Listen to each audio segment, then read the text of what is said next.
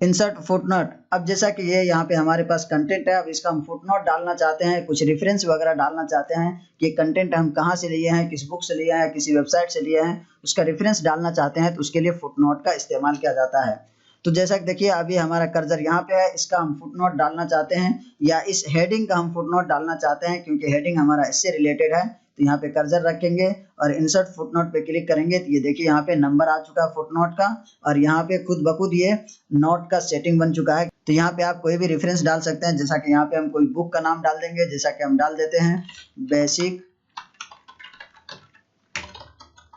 Basic computer course, यानी इसका हम ये रेफरेंस डाल दिए हैं कि ये जो हमारा टेक्स्ट है, ये हमारा कंटेंट है, ये हम बेसिक कंप्यूटर कोर्स कोई बुक का नाम है वहां से हम इसको लिए हैं। तो इस तरीके से फुटनोट का इस्तेमाल कर सकते हैं, कहीं भी फुटनोट सेट कर सकते हैं, किसी भी टेक्स्ट में फुटनोट सेट कर सकते हैं। जिसका भी आप फुटनोट डालना चाहें वहां पे कर्सर रखेंगे और उस पर क्लिक करेंगे